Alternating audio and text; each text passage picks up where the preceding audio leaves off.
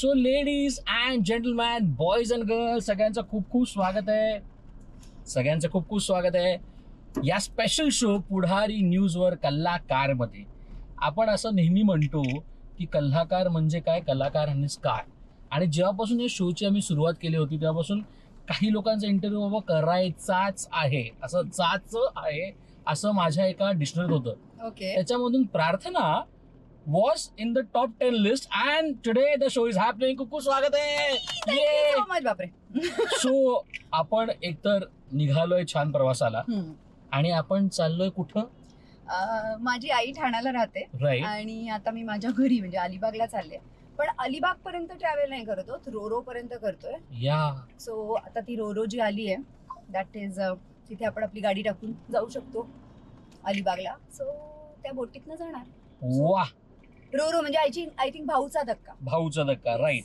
पण या सगळ्यानंतर आमचं शोचं नाव कल्ला आणि कार. सो तुमच्या आयुष्यात ड्रायव्हिंग व्हील सगळ्यात पहिल्यांदा प्रार्थना कधी आली? When did you start driving? कधी शिकलात? Which was the first car and all the stuff? ओ बापरे, मी पवित्र रिश्ता करत होते तेव्हा मी गाडी घेतली. माझी पहिली सेंट्रो होती आणि दॅट टू सेकंड हँड. कारण सगळ्यांचं म्हणणं असं होतं की तू पहिल्यांदा चालवणार आहेस, म्हणजे तू अजून शिकली नाहीस, तर फर्स्ट हँड कार घेऊ नकोस, माहिती नाही काय होईल त्या गाडीचं. सो आधी सेकंड हँड पासून सुरू कर, म्हणजे थोडी एकदा सवय झाली की मग नवीन गाडी घे. लाईक ओके, असं करून मग मी पहिली सेंट्रो घेतली होती. म्हणजे मी खरं शिकले होते, लायसन्स होतं, पण मला खूप भीती वाटायची. आणि तेव्हा आहे ना, पवित्र रिश्ता करताना मी 2 शो करत होते एकत्र. सो पवित्र रिश्ता डे आणि एक म्हणजे एखाद महिन्यासाठीच पण एक मराठी शो करत होते. सो मी रात्री शूट करायचे. ओके. तर मायलेक नावाचा. तर तेव्हा मला जमायचं नाही डे नाईट ट्रॅव्हल आणि परत त्यात शूट करून सगळं. सो मग माझे ड्रायव्हर दादा होते. सो मला ती सवय झाली होती ड्रायव्हरची ना.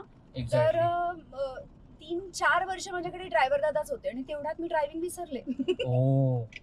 मग नंतर मी माझी I10 घेतली. त्यानंतर मला परत भीती वाटली, मग मी सोडली गाडी चालवायची. मग देन मी चालवायचेच नाही. पण मग आय थिंक भटिंडा मिळाली मला आणि तेव्हा मी जिमला जायचे बोरिवलीला आणि मी मालाडला राहायचे. बरोबर. तर मालाड टू बोरिवली मी जेव्हा जायचे तेव्हा तिथे जिम मध्ये एक मुलगा होता, त्यांनी जस्ट 12th पास केलं होतं आणि त्याचं म्हणणं असं होतं की मला असंही आफ्टर माय एक्झाम्स मला काहीतरी जॉब करायची, तर I will teach you driving. तर तो बाईकने माझ्या घरी यायचा, मला ड्राईव्ह करून मी जिमला जायचे, आम्ही जिम करायचो, परत मी त्याला ड्रॉप करायचं आणि मग तो घरी जायचा. असं मी 2 महिने केलं. त्यानंतर मला आली गाडी. मग देन आजपर्यंत म्हणजे टचवूड कधी असं झालं नाही, वेळ आली. Bappa Morya for that. पण म्हणजे आपण फॉर्च्युनर गाडी ही, कसं आपण आता म्हटलं ऑफ कॅमेरा की इट इज अ राजश्री, म्हणजे राजशाही आहे, something king size in that. तर ही गाडी आपण घेऊया, ही गाडी आपण चालूया, कधी ठरवलेलं आणि व्हॉट वॉज त्याचा किस्सा काय आहे का? ऑफकोर्स मला ना नेहमी आहे, मी छोटूशी, पण मला नेहमी मला मोठ्या गाड्या खूप आकर्षण होतं. राईट. आकर्षण पण चालवायला पण आवडतात आणि बसायला पण आवडतात. इट्स बिकॉज मला सेदान कार मध्ये बसले ना की मला गरगर, त्यामुळे मला मोठ्या उंच गाड्याच आवडतात. आणि मग मी लग्नानंतर गाडी घ्यायची होती मोठी, कुठची घ्यायची, कारण अभिकडे जॅगवर होती आणि माझ्याकडे इको स्पोर्ट्स होती. सो मी त्याला सांगितलं इको स्पोर्ट्स आहे पण आणखीन एक, तो म्हणाला घेऊया. मी अरे मला ट्रॅव्हल पण खूप असतं आणि Fortuner is my dream car. So मी सांगितलं आपण ती घेऊया का? तर तो म्हणाला अरे नको, व्हाईट नको, Fortuner is very politician car ना, सगळ्यांकडे असते. नाही ना, आपण कलर कुठला दुसरा घेऊ, पण प्लीज फॉर्च्युनर घेऊ, मला खूप आवडते. म्हणून मग फॉर्च्युनर घेतली. आणि त्यांनी मला सांगितलं आपण मॅन्युअल घेऊ, कारण ना त्याला पिकअप छान असतं, मग आपल्याला लॉंग ड्राईव्हला आपण जायचं असेल तर प्रॉब्लेम नाही. सो ही मॅन्युअल आहे. He is actually pro driving. He love driving. आणि त्याला गाडी चालवायला तर आवडतेच, पण त्याला असं लॉंग ड्राईव्ह फिरायला रात्री असं त्याला कधीच कंटाळा येत नाही गाडी. आणि मला पण नाही येत इनफॅक्ट. सो आम्ही दोघे असे, त्यामुळे खूप ड्राईव्ह करून खूप ठिकाणी आम्ही फिरायला जातो. गाडीच्या गप्पा सुरू झाल्याच आहेत. जेव्हा आपण गाडी म्हणतो ना, आपण प्रवासाबद्दल बोलणंच हवं, कारण आपण प्रवासाला जसं निघालोय तसं आपल्या प्रत्येकाचा एक प्रवास असतो. आणि मला नेहमी असं वाटतं फक्त कलाकारच का, प्रत्येक माणसाचा एक सिनेमा असतो. तुमच्या आयुष्यातला तो सिनेमाची सुरुवात म्हणजे या कलेक्षेत्राची सुरुवात झाली तरी कुठून प्रार्थना? कारण जेवढं प्रेक्षक मला माहितीये, जे काम आता मी करतोय ना त्या काम ते करायच्या. सो त्या माझ्या ऍक्च्युली सिनियर आहेत असं आपण म्हणूया आमच्या इंडस्ट्रीतल्या. So how was it working like that and today how do you see about it? See, it's very now it's मला मी आता जेव्हा विचार करते तेव्हा मला असं वाटतं की ते दिवस किती छान होते. कारण म्हणजे कसं असतं ना, मला नेहमी असं वाटतं की आपण जितकं कमवलं ना तितकं कमीच आहे. म्हणजे तेव्हा असं वाटायचं मला 15,000 सॅलरी होती, तरी पण मी असं विचार करायचे, अरे 15,000, my first salary was 7,000 when I started. पण सेम पेज, काँग्रॅट्स. जॉईन झाल्यावर मला 15,000 सॅलरी होती. सो मला तेव्हा असं वाटायचं 15,000 सॅलरी, पण तीही कमी पडली. पण त्याच्यातही त्या पैशांमध्ये पण मज्जा करायचो. आणि आता असं होतं एवढं कमवूनही सगळं आहे यार, पण ती मजा आयुष्यातली जी त्या काळात केली होती ना, आपण आपल्यात मेच्युरिटी येते, आपण शिकतो, त्याप्रमाणे गोष्टी बदलतात. सो आता पण मी खुशच आहे माझ्या आयुष्यात. पण म्हणजे माझं म्हणणं असं की तेव्हा पैसे कमी असले ना तरी चालून जायचं. आपण ते वो लाईफ डिफरंट थी ना. फ्रेंड्स के पास जाने का, छोट्या छोट्या गोष्टीसाठी आईकडनं पॉकेट मनी मागायचं, आणि ते दिवस वेगळे होते. त्या काळी तुम्ही कुठल्या कलाकाराचा इंटरव्ह्यू वगैरे घेतलेला का असं काही? खूप म्हणजे मी तुला सांगू, अमितजी, सलमान खान, आमिर खान, शाहरुख खान, सगळ्यांचे इंटरव्ह्यूज येतात. म्हणजे हे तर टॉप्स आहेत. अदरवाईज पण सगळ्या. श्रेयस सरांचा घेतलाय मराठीत. सो त्यानंतर जॅकी दादा, ऑफकोर्स जॅकी दादा इज माय फेवरेट. कारण आय थिंक मी असं म्हणेन की जॅकी दादांमुळे मी ऍक्टर झाले. Is it? या. सो मी जेव्हा रिपोर्टर होते ना तेव्हा त्यांचा एकदा इंटरव्ह्यू घ्यायला गेले होते, आणि इंटरव्ह्यू घेतल्यानंतर ते मला म्हणाले, ऍक्टिंग करते का तू? नाही सर, रिपोर्टर करणी आहे. मी झालं नाही सर. तर तेव्हा त्यांनी असं माझ्या डोळ्यांची खूप तारीफ केली की you have a very beautiful eyes, you should try acting. Actually try. आणि माझं झालं नाही sir, that is not my cup of T, आणि सॉरी. म्हणजे मला रिपोर्टर व्हायचंय, हे ते असंच होतं डोक्यात. पण मग जेव्हा मला एका पॉइंटला असा कंटाळा आला, मी जे करत होते काम त्याचा कंटाळा आल्यापेक्षा पण मला जे करायचं होतं ते मिळत नव्हतं करायला, मग मला असं वाटलं की मी डिरेक्शन करेन. सो तेव्हा मी त्यांच्याकडे गेले होते आणि त्यांना सांगितलं होतं की सर तुम्ही म्हणाला ते करेक्ट आहे, दो मला ऍक्टिंग नाही करायची पण मला डिरेक्शन मध्ये इंटरेस्ट आहे. सो आपण त्याच्यात मी काहीतरी तुमच्याकडे असेल, कारण ऑफकोर्स मला माहिती नव्हतं पण ते कसे फिल्म्स करतात. तर ते म्हणाले, त्यांनी सांगितलं ओके. मग एक 6 महिन्यानंतर मला कॉल आला होता की ते एक फिल्म करताय, मराठी फिल्म, डिरेक्टर पण मराठी आहे आणि फिमेल आहे, रेणुका शहाणे. तर म्हणे त्यामुळे तू असिस्ट कर, सो तुला इझी होईल, फिमेल डिरेक्टर आहे, तुला शिकायला मिळेल आणि तू पण महाराष्ट्रीयन आहेस. सो दॅट्स हाव मला मराठी इंडस्ट्रीशी ओळख झाली. येस. आणि मी ह्या इंडस्ट्रीत येऊन काम करायला लागले. येस. पण हा अभिनय, दिस acting, where this started from? I don't know. म्हणजे अजूनही आय स्टील वंडर की कसं. मला नेहमी असं वाटतं की it is here return somewhere, की तुम्हाला हे करायचं आयुष्यात. मी लहान होते तेव्हाच मला ना सगळे असं म्हणायचे की काय हिरोईन होणार, ही काय. आणि मला जस्ट बिकॉज ते लोक असं म्हणायचं ना, मला नव्हतं व्हायचं हिरोईन. मला असं मला नाही, सॉरी, दिस इज डिफरंट. हा, मला कारण एक होतं ना, ती ही काय हिरोईन होणार मध्ये ते इतकी हे होती ना की म्हणजे मी काय शिकणार विकणार नाहीये का मला काही डॉक्टर इंजिनियर नाही होता येणार, मी का हिरोईन होईल, असं ते डोक्यात होतं. आणि तेच विचार करून मी ठरवलं होतं की मी हिरोईन नाही होणार. पण मी बी माझ्या नशिबात होतं यार, मी कुठून फिरून काहीतरी करून शेवट तिथेच आले, त्याच पॉइंटला आले जिथे मला ऍक्टिंगसाठी ऑफर आली. आणि ते पण पवित्र रिश्ताचं ऑडिशन देताना मी विदाऊट मेकअप, विदाऊट एनिथिंग, म्हणजे कपडे मला काही कळत नव्हतं, एक साधा पंजाबी ड्रेस घालून गेले होते आणि ऑडिशन दिलं. आणि माझं म्हणजे लिटरली असं झालं की म्हणजे मला त्या मुलाने, ज्यांनी कास्टिंग माझं केलं, त्यांनी सांगितलं की आपके ऑडिशन के लिए 700 से ज्यादा लड़कियों ऑडिशन दिए होते आणि त्यानंतर तुमचं सिलेक्शन झालंय. सो मला असं वाटतं की हे मे बी कुठेतरी मेहनत असेल मे बी, पण कुठेतरी रिटर्न असेल. भटिंडा मिळाली ना तेव्हा पण मी एवढी सिरियस नव्हते. मला असं वाटलं चल मेरे नसीब से, मतलब मिळाली, फिल्म मिळाली मला, सो वॉट, असं I am doing a film. आणि ते काळ पण तसा असतो, ती एज पण तशी असते की कळत नाही आपल्याला. आणि आफ्टर दॅट जेव्हा मला भटिंडा डिडंट वर्क, एवढी छान फिल्म, एवढी मोठी फिल्म, एवढ्या मोठ्या प्रमाणात ती रिलीज केली आणि सगळं केलं. दोघंही त्या काळी नवीन होतं. अभिदा पण टेलिव्हिजनचा एक स्टार होता, तुम्ही हिंदी टेलिव्हिजन स्टार होता. कमिंग टुगेदर लोकांना तो वेगळं एक होतं. हो, आय एम शुअर. आणि ती फिल्म डिडंट वर्क. आणि त्यानंतर जो स्ट्रगल होता ना, तेव्हा आय हॅव रिअलाइज्ड की यार acting is what making me happy. So मला हेच आयुष्यभर करायचंय आणि हेच जर करायचंय मला, तर मला त्याच्यासाठी सगळे प्रयत्न करावे लागतील. मग देन मी ठरवलं की आता ऍक्टिंग इज माय करिअर आणि this is what I wanted to do. म्हणजे आता तुम्ही पवित्र रिश्ताचं नाव घेतलं आणि मला खरं असं वाटतं की त्या मालिकेने इंडस्ट्रीला खूप भरपूर दिलं. खरं. मग So true. आज तुम्ही अंकिता, प्रियाताई Yeah. आणि the great Sushant Singh Rajput, I know. आपण हाऊ वॉज इट, कारण तुमच्या सगळ्यांचं तो स्टार्ट ऑफ दॅट करिअर होतं. तुम्ही काय गप्पा मारले असेल, आणि आज जेव्हा तुम्ही सगळ्यांना पाहता, तुम्ही the illustrious career of Sushant Singh Rajput पाहिलं असेल, I तुम्ही know. Illustrious career of Ankita पाहिलं असेल, ती एका रियालिटी शो मध्ये जाते आणि ती त्या टॉप मध्ये फिनिश करते. प्रिया मराठे आपापल्या रेटमध्ये नाटक करते, मालिका करते, सगळ्याच गोष्टी करते. हाऊ प्राऊड आर यू, ज्या तुम्ही आज त्यांना पाहत असाल आणि तुम्ही जेव्हा गप्पा मारत असाल? सुशांत बद्दल स्पेशली सांगितलं तर आम्हाला ना अजूनही बिलीव्ह होत नाही, बिकॉज त्याच्याकडनं ना खूप इन्स्पिरेशन मिळालं यार. मला आठवते आम्ही खूप गप्पा मारायचो. एकतर तो जानेवारी बॉर्न, मी पण जानेवारी बॉर्न, Yeah. आमचे इंटरेस्ट खूप सेम होते. मी पण BSc मॅथमॅटिक्स आणि फिजिक्स मध्ये त्यामुळे झाले त्याला होते. ते इंटरेस्ट त्यामुळे त्याला पण मग आम्ही फिजिक्स मॅथ्सच्या गप्पा मारायचो आणि काय काय बापरे.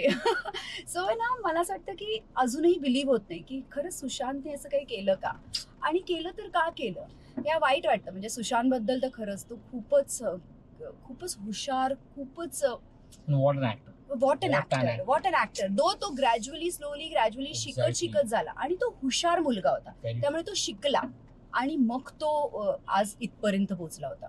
अंकिता, प्रिया, या सगळ्यांबद्दल अंकिता अजूनही I am still in touch with her. ती जेव्हा बिग बॉस मध्ये गेली होती आणि तेव्हा तिला काही गोष्टीत म्हणजे तिच्याबद्दल जी कॉन्ट्रोवर्सी Very होत होती त्याच्याबद्दल वाईट वाटायचं. लगेच काकूंना फोन केला होता, काकू एव्हरीथिंग इज ओके ना, आम्ही आहोत तिच्या सपोर्टमध्ये, आणि Right. तुम्ही प्लीज तिला सांगा जर तिला भेटला तर, का प्लीज काय होतंय तिचं, का अशा सगळ्या बातम्या येत आहेत बाहेर. कारण मी जास्त फॉलो नाही करायचे तेव्हा मी शूट करत होते Right. म्हणून. पण प्रिया आय थिंक जाऊन भेटून पण आली होती. Right. आणि प्रियाबद्दल तर प्रिया अजूनही I am in touch with her, आणि माझी आणि तिचं बॉन्डिंगच वेगळं आहे. म्हणजे आम्ही खरंच असं म्हणतो की आम्ही तिघी अजूनही अशाच वागतो जशा आम्ही तिघी बहिणी असू. What a special bond. मस्त Yeah. मस्त मस्त. पण या सगळ्यांमधून ना मला खूपदा असं वाटतं की तुमची जेवढी अभिनय गाजला ना, तेवढं तुमचं लाफ्टर पण गाजला. I know. आणि तो का गाजला हा माझा प्रश्न आहे. खरंय बाबा. आणि तो तुम्हाला जाणवला नसेल, बिकॉज तुम्ही हसता. मी याचा हसतो, तो हसतो. हा. आता हा माझा लाफ्टर आहे. तू काय एवढा फेमस हो, ह्याच्याबद्दल तुमचं काय मत आहे? अरे कारण लोक मला- तुम्हाला विचारत असतील बाहेर म्हणजे की सर मला मॅम तुमचं लाफ्टर खूप वेगळं आहे पण छान आहे. अरे नाही तेवढं नाही विचारत लोक, विसरलेत की मी एक ऍक्टर आहे. मला म्हणतात तुम्ही चला त्यामध्ये हसायला येतात ना, त्यामुळे सांगतो नाही मी प्रमोशनला येते माझ्या फिल्मच्या, पण मी तिथे हसते. सो पण तुला माहिती माझे असे खूप काझन्स आहेत का, माझे फॅमिली मेंबर्स आहेत ज्यांनी Right. मला फोन केला आणि सांगितलं अगं तू अशी कुठे हसते ग. मी सांगितलं Oh. म्हणजे तर म्हणजे तू अशी हसतेस, पण म्हणजे आम्ही असं एवढं नोटीस नाही केलं ग तेव्हा. राईट. प्रेझेंट गोष्टी जी आहे बाई ग या सिनेमाविषयी बोलूया, कारण आता तुम्ही म्हणजे प्रमोशन सुरुवात केलेली आहे. त्याचं मस्त ते गाणं असं छान गाणं आलेलं आहे. आणि या सगळ्यांमधून back with Swapnil sir, back with the whole team, कारण तुम्ही सगळ्या नायिका एकत्र लंडनला शूट, कमाल स्क्रिप्ट, कमाल गोष्ट, and the film is looking कमाल. काय वाईट सांगाल त्याबद्दल? I am fortunate. I think ती फिल्म लास्ट इयरच ह्याच वेळेला आली होती Right. माझ्याकडे, आणि ती फिल्म ज्या वेळेला आली, पांडुरंग सर आमचे डायरेक्टर जेव्हा ती फिल्म माझ्याकडे घेऊन आले तेव्हा स्टोरी मला प्रचंड आवडली. So this film is special. After 6 years माझी ही फिल्म रिलीज होतीये. आणि बाईगचा म्हणजे आत्ता जशी तू म्हणालास आपलं जसं चर्चा झाली होती की बायकांवर फिल्म्स खूप येत आहेत, Yeah. तर ही पण बायकांवरच आहे, पण भाष्य करणारी फिल्म आहे ऑफकोर्स. पण Right. तरीही मला असं वाटतं ही नवरा बायकोची फिल्म जास्त आहे. सगळ्यात पहिल्यांदा तुम्ही टेलिव्हिजन केलं, तुम्ही एक सिनेमा केलात, हम्म. पण मित्वाच्या जस्ट अगोदर हम्म. मला आठवतं की तुम्ही एक रियालिटी शो पण केला, त्याच्यात तुम्ही जिंकलात, and then you got Mitwaa. Yeah, what yeah, yeah. So this is like again starting from a, hmm. जे तुम्हाला खरं गरज नव्हती. आफ्टरवर्ड्स तुम्ही एवढं वर्ष काम करताय, हम्म. आणि त्याच्यानंतर अनेक लोक टेलिव्हिजनकडे पुन्हा येत नाहीत, पण तुम्ही एक मस्त मालिका घेऊन आलात which was with Shreyas sir. Yeah, and that worked very that work very well. So is it तुमच्या हातात अशा गोष्टी आहे का, की मनात अशा गोष्टी असतात का की प्रत्येक काम माझ्या पहिल्या कामासाठी पडते आणि मी तसंच करणार, रॅदर दॅन माझ्या मागे किती गोष्टी मी केल्या त्याच्यापेक्षा लेट्स स्टार्ट फ्रॉम न्यू, हे तुम्ही बघता? And is it your motto of working in this industry? पण आय थिंक मला असं वाटतं not just for the industry, not just मी काम करते म्हणून, पण मला असं वाटतं अदरवाईज पण every day is a new day for me. असं करूनच मी जगते. म्हणजे फक्त कामासाठी नाही तर बाकी सगळ्या गोष्टीसाठी. मी माझ्या नवऱ्याला पण म्हणते, जर आम्ही भांडलो ना काही पण गोष्टींनी, तर मी त्याला म्हणते जे काय ना आज रात्री विसरायचं, नया दिन nice. नई बात. दुसऱ्या दिवशी त्या गोष्टीची चर्चा पण नाही करायची आणि संपला तो विषय काल रात्रीच. सो मला कधीच आठवत नाही मी दुसऱ्या दिवशी सेम आदल्या दिवसाचं टेन्शन घेऊन Wow. जगते. आणि म्हणून मला असं वाटतं की मला माझ्यासाठी पहिल्यात आणि अगेन मी तुला सांगितलं की मला हे काम करायला आवडतं मनापासून. त्यामुळे कुठलंही छोट्यातलं छोटं काम असो मी माझे 100% द्यायचा प्रयत्न Exactly. करते. आणि सगळ्या कामात मी तेच केलं. पण काही कामं चालली काही काम नाही चाललं काही ह्याच्यात ते दिसून आलं म्हणून असं वाटलं अरे तुम्ही ते केलं. पण हे जे स्ट्रगल आहे जे तू म्हणतोय ते मी सगळ्याच फिल्म्समध्ये केले आणि Exactly. तेवढंच केलं आणि Exactly. मी माझे 100%च दिले. आणि मला आहे ना नेहमी मी आता जसं आपण म्हणतो ना आपण इन्स्पिरेशन कशाने मिळतं. सो मी ना इंटरव्ह्यूज जेव्हा घ्यायचे ना तेव्हा Right. वेगवेगळ्या मोठ्या मोठ्या ऍक्टर्स आणि डिरेक्टर्सचे इंटरव्ह्यूज घेऊन मला खूप गोष्टी कळल्या. कळलं. सो मला आठवतं मी रामू सरांचा एकदा इंटरव्ह्यू घेतला होता. तर ते मला एक किस्सा सांगत होते अमितजींचा. ते म्हणत होते मी त्यांच्याबरोबर शूट करत होतो. तर तेव्हा स्क्रीनवर एक शॉट दिल्यावर अमितजी यायचे आणि बघायचे. Oh. एक शॉट दिल्यावर अमितजी यायचे आणि बघायचे. तर मी त्यांना असं सांगितलं की अरे तुम्ही ऍक्टर्स ना खूपच इनसिक्युअर असतात. सतत काय तुम्ही एक एक शॉट द्यायला येतात आणि बघतात. तर अमितजी असं म्हणाले की आम्ही इनसिक्युअर म्हणून मी नाही बघत आहे पण मी हे बघतोय की माझ्या लास्ट शॉटपेक्षा मी हा शॉट कसा बेटर देऊ शकतो. Such a आणि beautifully said line. आणि हे मला इतकं डोक्यात बसलं ना की मी विचार केला खरी गोष्ट आहे माझ्या आदल्या दिवसापेक्षा का माझ्या आदल्या कामापेक्षा हे काम माझं किती बेटर होऊ शकतं हे मी दरवेळेला करायचा प्रयत्न करते. आणि ते आय थिंक म्हणून तू म्हणाला तसं की तुला सगळ्यांना असं वाटतं की नव्याने 0 पासून सुरू करते. Right. पण नाही एव्हरी डे मागच्या आदल्या दिवसापेक्षा बेटर तुम्ही काय करू शकता ह्याचा विचार जर करून केलं तर ते छान होतं. आणि आता खऱ्या अर्थानं तुम्ही म्हटलं की तुम्ही भांडण विसरता आणि तुम्ही नव्याने सुरू करता. तर ती जी लव्ह स्टोरी आहे ती चालू कशी झाली त्याच्यावर सांगा ना आम्हाला it was an arrange marriage जो लोकांना खरं वाटत नाही. सगळे म्हणतात सो नाईस मस्त वाटत. सगळे म्हणतात अरे तुम्ही ठरवलं असणार आधीच उगाच आत्ता असं सांगतायत सगळ्यांना. आय थिंक लिहिला होता तो माझ्या नशिबात तोच होता आणि म्हणून ते सगळं जुळून आलोय ना आजही मला. आणि एक एवढ्या म्हणजे मी जेव्हा लग्न करायला जात होते मला अजूनही आठवते माझ्या सगळ्या मैत्रिणी होत्या माझ्याबरोबर सगळे म्हणतात आर यू शुअर तुला खरंच म्हणजे तुला धाकधूक नाही होते तुला त्रास नाही होते तुला वाईट नाही वाटत आहे भीती नाही वाटत आहे. म्हणजे मला काही होत नाहीये मला इतकं काम वाटतंय आणि मला असं वाटतं हीच दिवाल. आणि मी सगळ्यांना सांगते हेच की ज्या दिवशी तुम्हाला असं वाटेल ना त्याच दिवशी लग्न करा.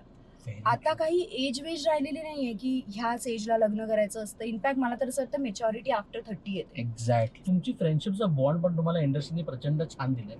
तुमच्या आयुष्यातले जे फ्रेंड्स आणि त्याच्यामधला एक फ्रेंड जो मला तुमच्या आयुष्यात असा एकदम कडक आहे तो म्हणजे वैभव तत्व. म्हणजे ही इज लाईक युअर बडी असं आहे. आणि तुमचं काम पण दोघांचे छान झाले तुमचं बॉन्ड पण छान आहे that reflex in your work.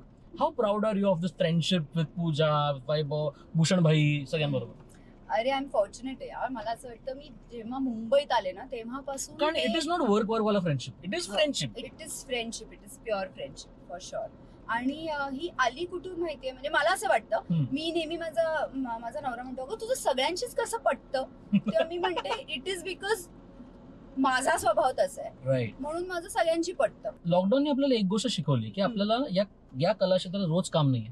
आज 100 कामं असतील उद्या एकही काम नसेल तर आपल्याला काय करायचं आपल्याला पेशन्स ठेवायचा आहे. जर मी तुम्हाला विचारलं की प्रार्थना तुमचा एक या क्षेत्रात काम करण्याचा तो पॉझिटिव्ह नोट असेल पॉझिटिव्ह मिनिंग असेल व्हॉट डू यू डू जेव्हा तुम्ही फ्री असता किंवा व्हॉट तर आहे तरी काय. हे बघ मी जसं मी म्हणाले की मी ऍक्टिंग करायला लागले पण माझा इंटरेस्ट डिरेक्शन होता. राईट. त्यामुळे डिरेक्शन रायटिंग ह्या सगळ्या गोष्टी मला प्रचंड आवडतात. सो माझ्या नवऱ्याला त्या गोष्टीत हेल्प करते जेव्हा मी फ्री असते एक्झॅक्टली. की काय लिहितोयस काय नवीन करतोयस मग मी तुला मदत करू का मग माझ्याकडनं मी त्याला स्टोरीज सांगते काय काय. आणि त्याशिवाय आय थिंक कलाकार आहे तर थोडीफार कला आणखीन पण आहे की पेंटिंग खूप आवडतं घर सजवायला खूप आवडतं त्यामुळे नेहमी काहीतरी इंटिरियरचं वेगवेगळं बघत असते DIY करून कसं करायचं. आमच्या घरी खूप प्राणी आहेत. वाव. सो आत्ता 6 होते. एक महिन्यापूर्वीच आणखीन 3 ऍड झाले. म्हणजे 9. सो ऍक्च्युली ते 3 कसे ऍड झाले की आमच्या जवळ एक शाळा आहे तिथे ना एका गोणीत आणि उन्हात म्हणजे मे मधली गोष्ट एका गोणीत ती प्लॅस्टिकची गोणी असते त्याच्यात 3 पिल्लांना टाकून त्यांना बांधून कोणीतरी ठेवून दिलं होतं की Right. ते म्हणजे एवढ्या गरमीत ते मरतील एक दीड तासात असा विचार करून. आणि आम्ही तिथून जात होतो, आमच्या घरात जो मुलगा आहे तो, आणि त्याला आवाज आला आणि तो आला आणि म्हणाला की मला आवाज येतो वहिनी, घेऊन येऊ का मी, काय आहे त्याच्यात बघायला. म्हणलं प्लीज घेऊन ये. आणि काढल्यावर तीन एक दिवसाची असतील ते, 3 पिल्लं होती छोटी छोटी. आणि आम्हाला सगळं कसं होत असेल यार माणसांना असं, म्हणजे एवढं कसं कोणी क्रूअल असू शकतं आणि असं का करावं. I don't know. हा तर खूप मोठा एक, म्हणजे त्याच्यावर तर मी खूप बोलू शकते Exactly. प्राणीप्रेमी असल्यामुळे. पण थोडक्यात असं झाल्यानंतर आम्ही त्याला घेऊन आलो त्यांना, आणि त्यांना आता ते 1 महिन्याचे झालेत.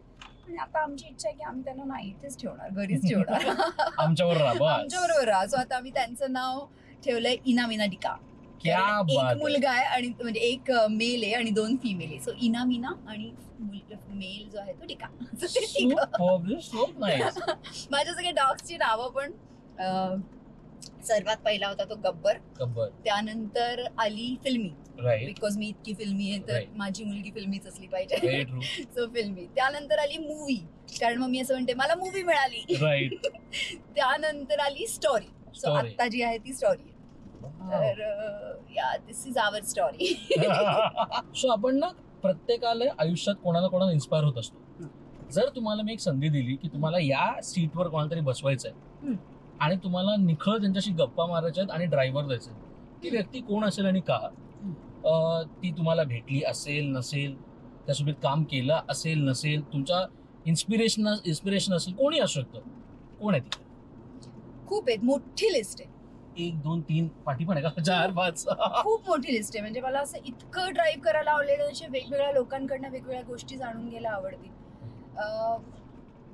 त्यामुळे मी असं टिपिकल कुठल्या एका व्यक्तीचं नाव नाही घेणार, राईट. पण मी असं म्हणेन की ज्यांनी माझ्यापेक्षा जास्त आयुष्य बघितलंय ना, मला त्या सगळ्या लोकांना इथे त्यांच्याबरोबर बसून ड्राईव्हवर जावं लागेल. कारण त्यांच्याकडनं म्हणजे मी हे नोटीस केलंय, सगळे माझे स्पेशली आपल्याहून मोठे आहेत ना, ते आपल्याला नेहमी काही ना काही शिकवून जातात माहिती, आणि छोट्या छोट्या गोष्टी. भारी उत्तर द्या तुम्ही, खूप कडक.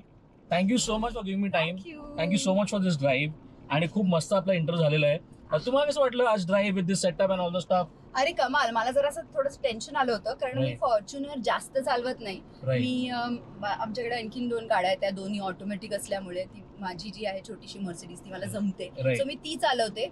पण मला असं वाटलं होतं मैत्री एवढी मोठी गाडी, म्हणजे स्पेशली फॉर्च्युनर, आणि ती ही आहे Right. ऑटोमॅटिक नसल्यामुळे, मॅन्युअल असल्यामुळे थोडासा त्रास होतो ना. या सो पण मजा आली, म्हणजे गप्पा मारता मारता. आणि ट्रॅफिक पण खूप नव्हता. ठाण्याहून आय थिंक आता आपण अर्धा पाऊण तासात तर पोहोचलो पोहोचूच इथे, आपण. पवईपर्यंत तर पोहोचलो. एक्झॅक्टली. सो ट्रॅफिक पण नाही लागला, त्यामुळे मजा आली. आणि इंटरेस्टिंग आहे हे. तुला सांगू मी, तर मी ना माझं युट्यूब चॅनल आता सुरू केलंय ना. राईट. सो मी त्या दिवशी जिच्या बरोबर, म्हणजे जी करते तुला पण माहिती Right, right. सो मी तिच्यावर डिस्कस करत होते आणि मी तिला तेच सांगत होते की अरे मला एक असा प्लॅन करायचा आहे शो, की ज्याच्यात मी म्हणजे तो व्यक्ती ड्राईव्ह करत असेल, माझा फ्रेंडच असेल, आणि मी Yeah. बाजूला असेल, आणि मी त्याचा Superb. इंटरव्ह्यू घेईल की आम्ही गप्पा मारू. राईट. पण आता तूच केल्यामुळे आणि मीच इथे आल्यामुळे मी जरा स्किप करते तो प्लॅन. या म्हणजे हो. नाही नो. आणि मला तुझी काय म्हणतात त्याला, तुझ्या युट्यूबची TRP खायची नाही, सो डोंट वरी. पण तुम्ही हा तुमच्या युट्यूबवर पण टाका, चालेल. प्लीज अरे प्लीज वा. Please done. मला आवडेल. पण thank you so much. And let me tell you की तुम्ही खरंच इन्स्पिरेशन आहात. यू आर दॅट पर्सन जे नेहमी आमच्यासोबत खूप स्माइलिंगली, खूप खूप आनंदाने तुम्ही आमच्यासोबत गप्पा मारता.